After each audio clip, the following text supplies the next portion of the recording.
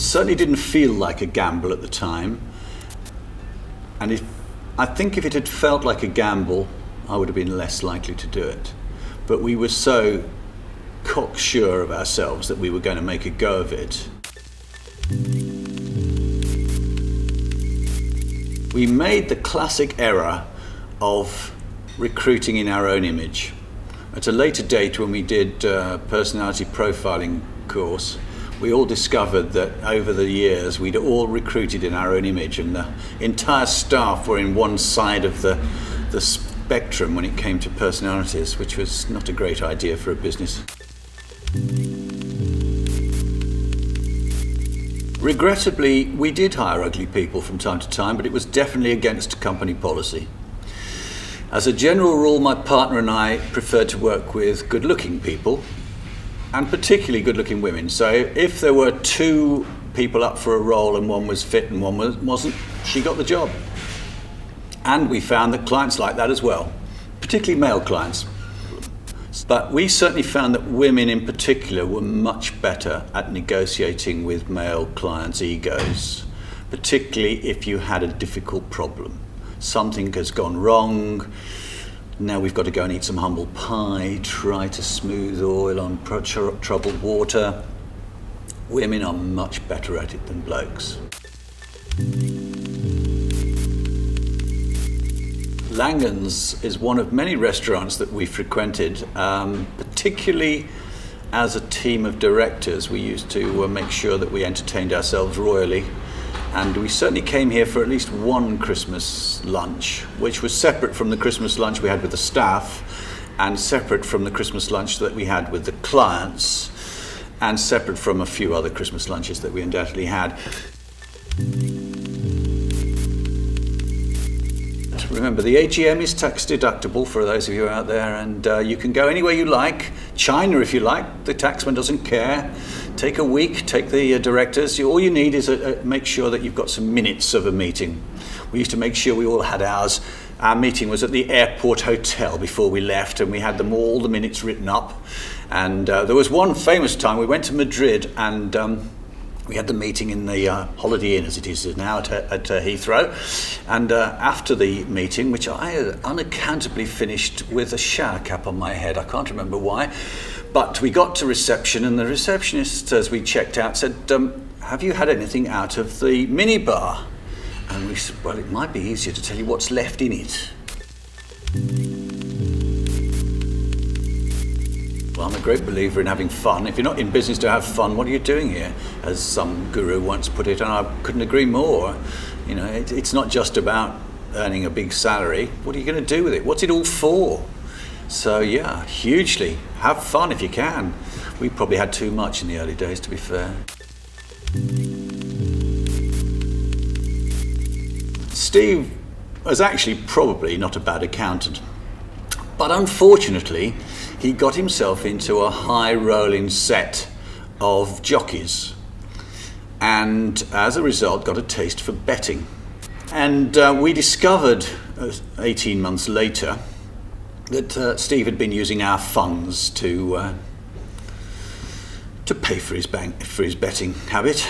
He'd been down to, he'd never been to William Hill, I don't think, because he never won as far as one could tell. But he'd got deeper and deeper in debt, and the more deep he got, the bigger the bets he was placing. And by the time, luckily, my old PA had gone to act as his assistant, and while he was on holiday in somewhere exotic, on our proceeds, no doubt, she was having a look through the books and found a lot of things that didn't reconcile. And by the time he came back, we realised that we were in the hole for at least 35 grand, and called in the fraud squad.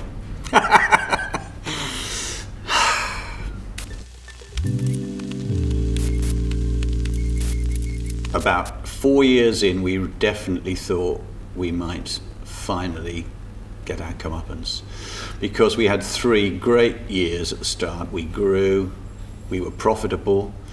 Even in year 1, we made a small profit. By the end of year 3, we were sitting on probably, 150,000 quid in the bank. We hadn't taken it out, we'd left it in the business. And in year 4, we lost all of it and more. I think when you're looking down the barrel, you've got to keep a clear head and not get emotional. And I think the important thing for us was we've got a business here.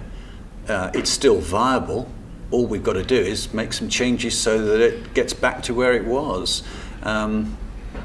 Did we think we were looking down the barrel? I don't think we ever saw it in those terms. I think we saw it in terms of we've got a serious difficulty here. What are we going to do to resolve it? If that means we have to fire half the staff and go back to square one, we'll do it. We don't want to, but we'll do it if we have to.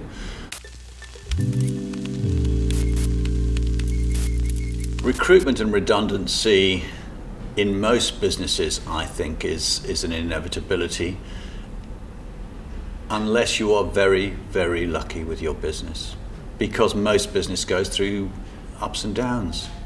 And if you go through downs and all you've got to chop is the people, you haven't got much choice.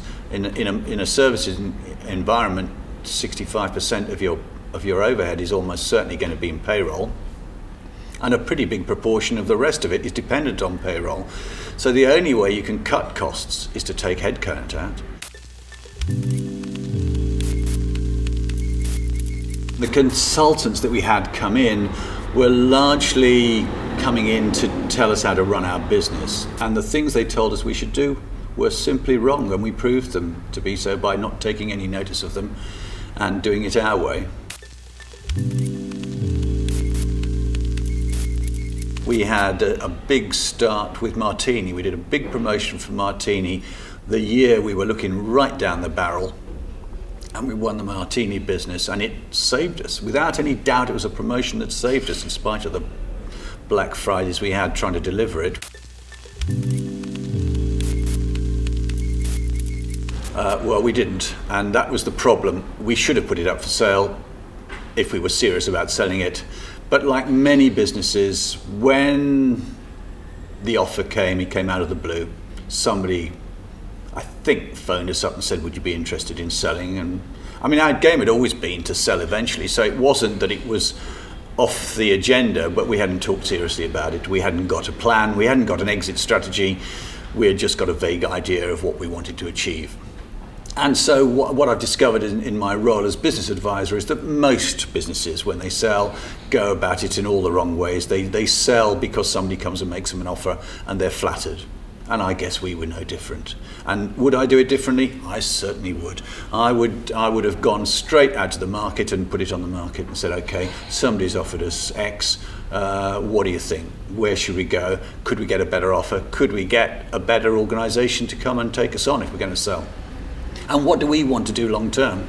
Do we want to stay in the business? Do we want to walk away? If we want to stay in the business, what role do we want? We just didn't define any of that, and it was a huge mistake that many people make, and most people make because they only sell a business once. Hire good ones, even if they're the most expensive, because they will get a result for you. Do not use local lawyers.